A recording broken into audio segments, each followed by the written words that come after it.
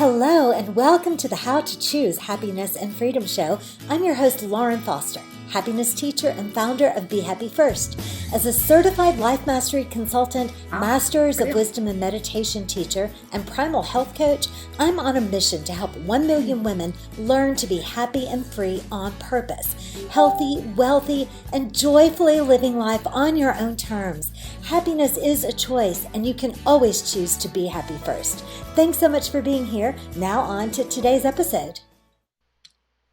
All right, I'm so happy to have with me my new friend from across the pond in the UK. Vicki Brown is personal trainer. She's a coach. She's an online coach. She's a speaker, and she has her own podcast that we're going to share with you how to listen to called the LiveFitNow podcast. Welcome, Vicki.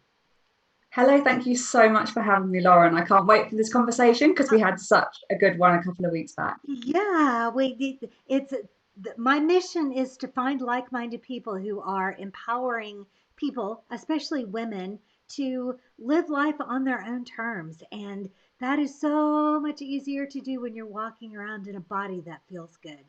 And your relationship with your body is so very important. So our loose theme for July is all about this physical earth suit that we're wearing. So tell us about you, Vicki. What's Vicki Brown all about, and why did you become a personal trainer?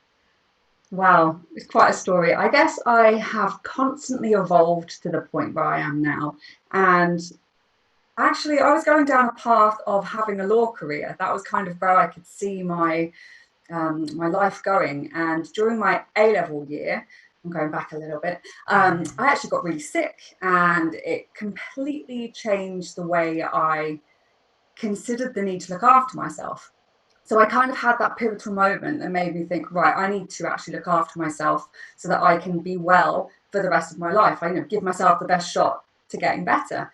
So it all happened in one moment. I decided to join the gym and I wanted to look after myself, and I caught a bug. I was never particularly into fitness when I was a kid, so it wasn't like I was that sporty kid. I liked swimming, but that was about as far as it went. And I joined the gym and I found a type of exercise that I really enjoyed, and I enjoyed looking after myself. And I guess it's just been a learning process ever since. So I decided to train as a personal trainer. So that was kind of my first, and probably what I spend most of my time doing now. I love to help other people. So basically I caught the bug and I thought, well, I found something that I love. I want to help other people have this door open for them. So my biggest focus when it comes to training people is lifting weights. I just adore weights, and I think it is something that is genuinely for everybody.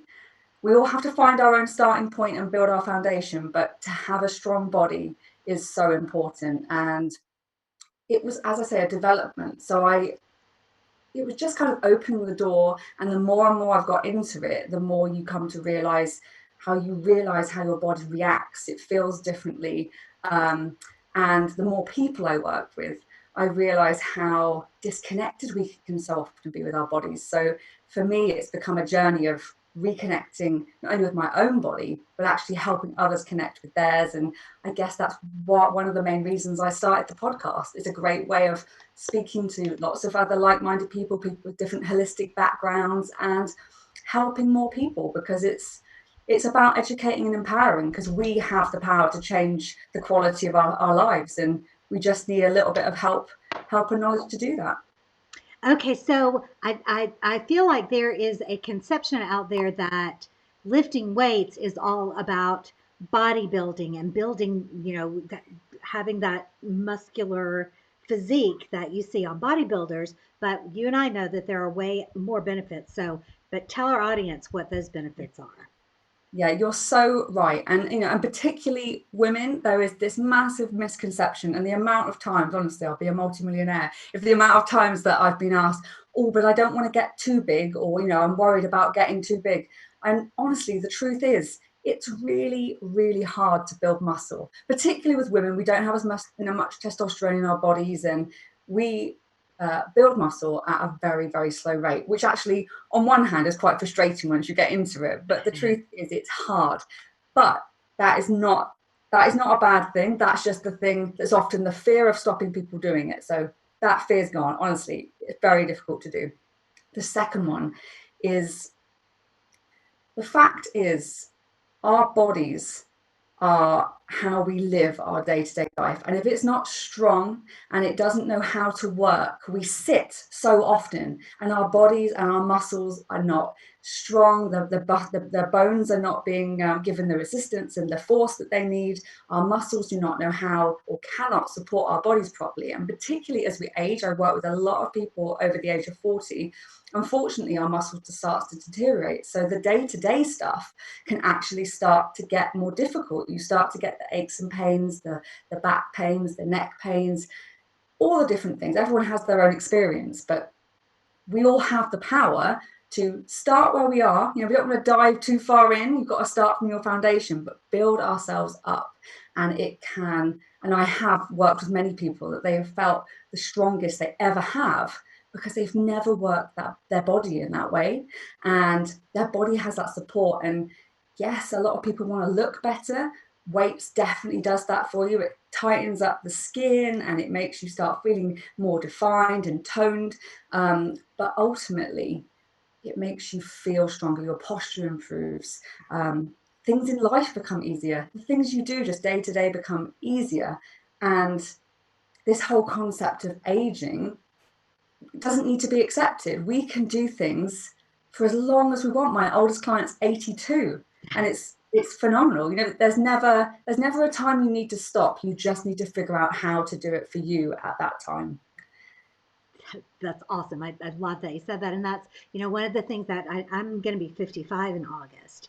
And a lot of my age group are just like, oh, well, of course my joints hurt. Of course I'm overweight. Of course I have wrinkles because I'm about to be 55 years old. I'm like, no, that is not the truth. That you can be healthy and vital and strong and beautiful your whole entire life. So I really want to dispel that notion that, getting sick and feeble is inevitable, because it's not.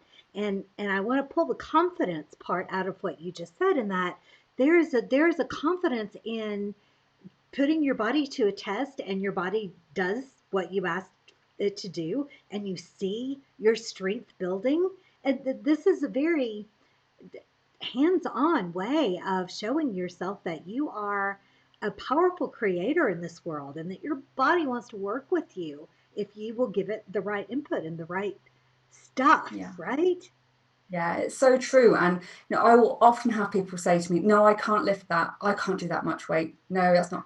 And I wouldn't be getting them to do it if I knew that they couldn't do it, Right. because their head is telling them, no, I can't do that. I can't do that. But then it's like a light bulb moment. They've done it. They know they're stronger than they thought they were. Right. And they start to learn how much more you can push yourself. And then, having something so basic, it's a very basic thing to do, but to be able to move heavy things makes you realize you can do more. So it's an empowerment that can actually knock on to the rest of your life. And that is so powerful, because it really can affect anything. It's a state of mind, and the stronger your body gets, the stronger your mind gets, and it just knocks on and it all comes together. And the truth is, coming back to the age thing, I have people that are stronger and can do more and have more self-belief than people half their age. Mhm.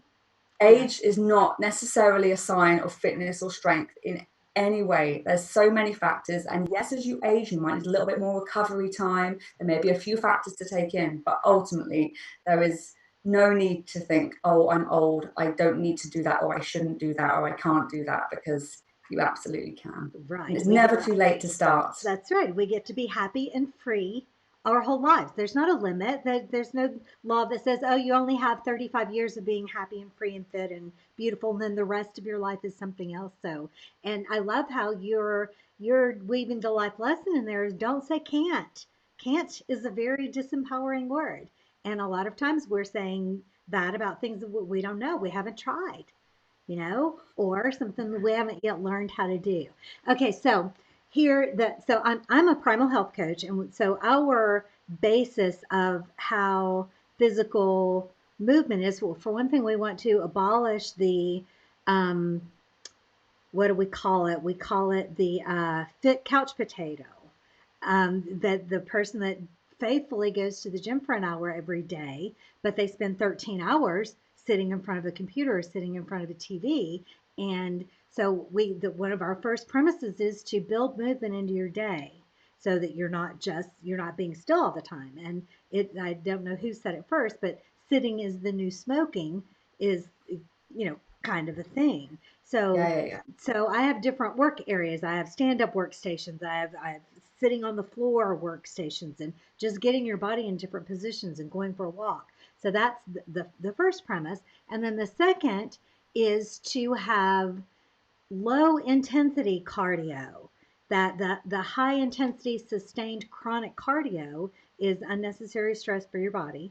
But so our ancestors did a lot of walking, getting to food, getting to a new location for their home. So going for a long walk every day, doing anything that's getting your heart rate up a little, not racing, not at your maximum, just up there in the mid range. And then 2 to 3 times a week, lift heavy things. Yep. That Yeah, which can look I like agree. a whole bunch of different things. And then so those are the pretty much the must-dos, the basics. And then if you feel like it and you think that you can, to put some sprints in there, some little short, high intensity intervals. And then so that's very broad, but then within that is very individual. And so here is my question for you. How do I and or my listeners or both, how do we discover what types of exercise, weightlifting, strength training, whatever is right for us? And keep in mind that I also want everything to be as fun as possible and easy and free flowing, and the no pain no gain thing, I think that phrase should be abolished from the language.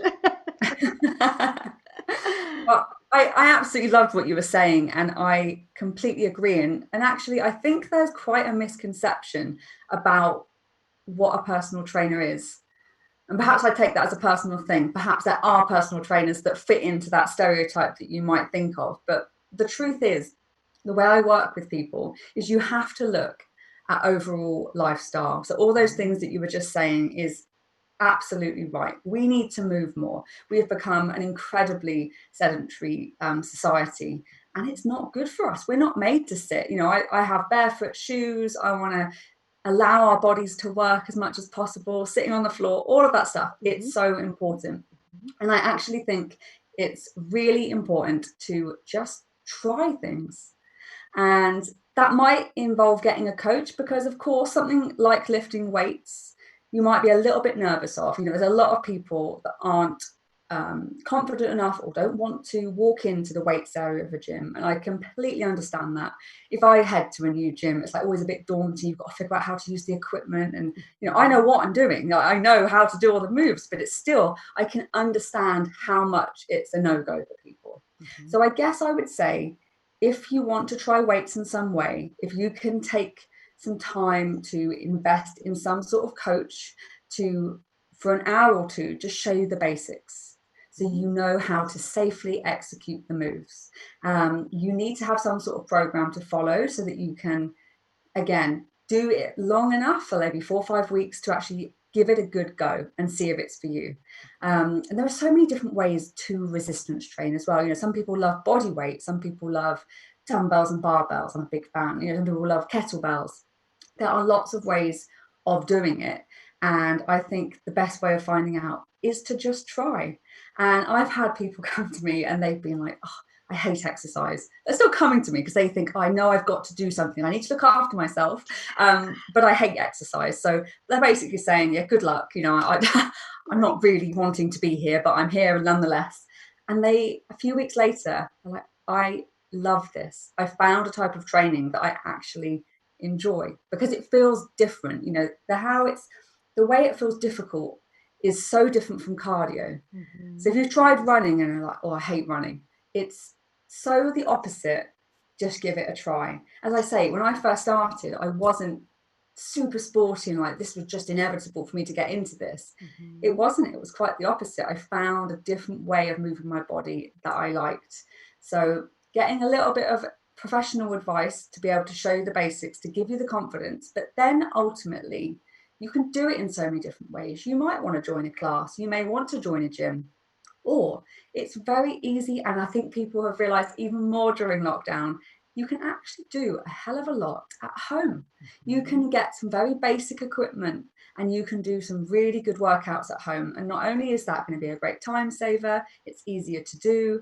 You can do it in the comfort of your own home. You don't feel like you're getting looked at. I know self-conscious feelings are often a thing, again, that puts you off gyms. So it's making it easy. It's trying a few different ways to see what works for you. But rarely do I get the feedback that people don't like the way they feel, because within a couple of sessions, you just feel a bit different. You start standing a little bit different. You start sitting a little bit different. You start enjoying that little bit of ache you get. You think, wow, I can feel my muscles. Muscles start to wake up. Like, oh, I didn't even know I had a muscle there. And, you know, it's quite exciting. It can be an exciting period, but all I would say is just give it a go, get a little bit of advice, and don't feel you necessarily have to go to a gym. You're very inspiring. I wish that you were in the United States so you could be my trainer. Okay, so here's and again, I am educated, I'm certified, have a lot of knowledge, and I have even figured out ways, and we talked about movement, um, but I am still challenged with getting myself to do this, even though I have found I love to go for long walks with my dogs out in the woods, and yet I still don't. What are some secrets and some tricks? And a lot of times people will get a scary diagnosis or something really hurts or something, and this gives them the, oh, I better do There's a something. trigger. Yes, but Yeah. I don't think we should have to wait to get sick. What? So No. how can those of us who don't have anything scary to motivate us, how can we get started and get moving? And what's your advice about that?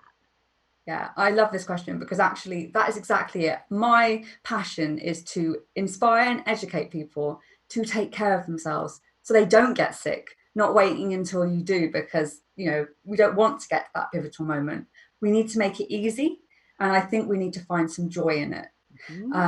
So in fact, I think the thing that makes it a bit easier is if you do start with the small things rather than thinking, oh, I've got to come to a HIIT class. I mean, that's horrendous. If you've not worked out for years, walking into a HIIT class for 99% of people would just destroy them, and they're not going to get much joy from it, and they're probably not going to want to go back. So I think she means start really high small. intensity interval training when she says Yes, HIIT class.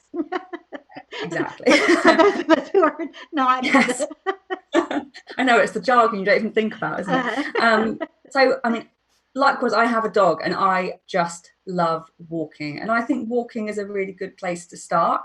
But like anything, I actually think it's trying to make it a habit, a part of your day, and becoming aware of how it makes you feel. So I love to start my day taking my dog out, going into the fields, getting some fresh air. And I just feel so much more refreshed and ready for the day. But that may even be too much for some people. So even smaller things can make a difference. So when you go and park up, if you're going to the shops, for example, when things are normal, you could park just a little bit further away. If you take the bus or a train, if you can stop a station early, and then you could just walk that a little bit further rather than getting in the lift at work, go up the stairs. Now, it may sound like, well, that's barely going to make a difference, but it starts to change your mindset. And if you think of all the times you go in the lift in over a whole week, that can add up to a lot. And you just start to feel different and you start to become aware of how you feel. And if you start taking the stairs and you're aching or you get out of puff and you need to take a break, that in itself can be that little bit of motivation that makes you think, wow, I actually need to take care of myself. I should be able to walk up the stairs. That should be easy. I used to race up and down when I was a kid. But if you never really pay attention, it's very difficult. So I would honestly say the first thing to do is try and do the small things that will just start to move you more. And then the second part, I guess, is trying to figure out how you can make these things a habit. And a lot of the proven methods behind habit building is linking one habit with something else. So let me give you a couple of examples. Particularly as you start to get older, balance can become an issue. So a really good thing for us to be able to do is to be able to stand on one leg. Now, what is something we do every day? We all brush our teeth. So when you're brushing your teeth, you could practice standing on one leg. And the good thing, usually your bathroom has something you could hold on to if you are still a little bit wobbly. So by putting it with something you do every day, you're more likely to do it. Perhaps you have a cup of tea or coffee, so you put the kettle on or put your coffee machine on. You do that every single morning. Perhaps you could do 5 squats while you wait. If you can link it with something that you're already doing, you're much more likely to do it. If you've got non-negotiables in the day, what could you knock onto that will become an automatic autopilot habit? Because I think quite often you'll just kind of think, okay, I want to do this, and then it'll just kind of be plonked randomly in the day somewhere. But you need a trigger. You need to make it really easy to actually implement and do it. And there again, it's only tiny, but if you do 5 squats every day, that's a lot of squats over the week, and it just makes you more self-aware of your body. So I think that really helps. Yeah, that's 35 squats over the week, which, and then usually you end up doing more once you start. Right. It's like, oh, this is all right. This feels good. This feels awesome. Right. And I think you're right. It's all about the getting started and getting yourself to feel the results and, and adapting your mindset. I thought of something while you were talking, and then of course it just dashed right out of my mind. Oh, communication with your body, your relationship with your body. We it's kind of a double-edged type of thing. For one thing, I want us to stop thinking of ourselves as this body. We are not this body. We have this body. This is something that we're walking around in. So not having your self-esteem tied up in, your weight or your health or any of that, and just understanding that that's completely separate, and then being loving and kind and respectful and friendly with your body. We beat ourselves up, we're like trying to beat ourselves into shape and depriving ourselves with, crazy funky diets and, criticizing, being mean. So what are some ways that you use to help people be more loving to themselves and more loving to their bodies? Well, I think one of the most common things that I have to do is people, as you say, talk horribly to themselves in such a way they would never talk to someone else. And I know these people quite well, and they would never say it about another person. But the things they say to themselves are horrible. And I literally say stop. It's like, it's probably my most harsh time of any session. I'm like, no, stop. You are not allowed to say that. Because if you keep saying that, you're believing it and you're being cruel to yourself, and that is not going to get you anywhere. Being cruel is not going to start making you make better choices and looking after yourself, which is what you need to have self-care. And I heard a great phrase, actually, you reminded me when you started that question. People will say, I am fat. But I heard a great phrase saying, I have fat. And it's true. It's not an identity. You are not an entire fat. It's just impossible. That's not a thing. Right. You happen to have fat. You may have more fat than you want to have. And that's fine. There's nothing wrong with striving to be healthier and feel better about yourself if that's the thing that you want to work towards. That is fine. Positive focusing goals is a good thing, but you can say things in a kind way. And I think one of the reasons I love weights is that you realize you're stronger than you think you are.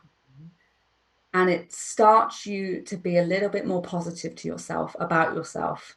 And then you can tell yourself, I am stronger than I thought I am. I can lift that heavy weight, and I'm going to lift whatever that heavier weight might be. You start setting goals for yourself. You want to be able to do body weight exercises. You want to be able to lift X number of pounds. And that's exciting. And I think that's one of the things that draws people into weights as well. So it's a very quick empowerment to realize you can do more than you think you can. And then you can do more things in the garden, at home, and in the house. That makes you feel good. Little wins like that makes you feel immediately good. And the other reason I love weights, particularly in the way I train, I guess you would say in a lot of ways, I train people in a bodybuilding style. that's because it's a very safe way of training, because actually, I have trained people with injuries and stuff over the years, and sometimes you need to stop. And if you're fully in control of a movement, if something doesn't feel quite right, you can stop and you can figure out what it is.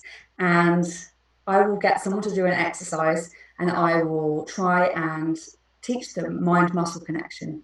And that allows them to realize what muscles they're trying to feel and use whilst they're doing an exercise. Now, sometimes you'll just feel the muscles you want. And other times, other muscles will start kicking in, and you start to realize that actually our bodies are amazing. If we want it to do something, it will figure out a way to get it done. But it may not be the way we want to do it. It may not be the safest way of doing it, particularly if we have weak muscles, which is very normal. We're often unbalanced. There are little things that are weaker than others. Muscles that are strong will keep trying to take over. So getting that mind-muscle connection, understanding what you're trying to do when you're doing a movement, actually allows you to start reconnecting, but potentially connecting with parts of the body that you've literally paid no attention to. You have no idea what it does. Right. The back, I think, is often the case. Until you get an injury, people completely ignore their backs. It's so often the case. But when it hurts, it becomes the center focus. But we want to get in there before that. We want you to have a strong back. You know how to work and strengthen and engage and feel. And perhaps you pick up on things because you start listening to your body and you think, oh, that doesn't feel quite right. Maybe I need to go to a professional and get that checked out, because that's not how it should be feeling. And you get in there early. You can sort a problem out without it escalating to a massive issue. So I love weights for allowing people to start focusing in on what their body, is, how it works, what it can do for you. And I just think it wakes you up in so many different ways. Yeah, it reestablishes communication between you and these different parts of your body. And you said something so important there, that is, we say all the time that the two most powerful words in the world are I am. And everything that follows after that has so much impact. So you would never want to say, I am fat, I am stupid, I am broke, I am, all of those things. It's just that simple shift. And then I can also see that how when you are teaching people to have this different feeling about themselves and their body with their strength, then suddenly that becomes a decision making thing. So this person that has this kind of strength would make this kind of choice instead of this kind of choice. So I'm going to have some ice water instead of a Coke because that's what this person would do. And so you begin to learn better ways of being just as a result of that catalyzing activity of getting stronger. I love it. Yeah, I think so much good and bad is wrapped up in identity. I think identity can very much limit us. I think identity can also make us do things, so not necessarily a bad thing, but I think often we will get stuck in identity. Whereas actually we have a very long life and we do very many different things, and we may come into contact with lots of different people and have so many different experiences.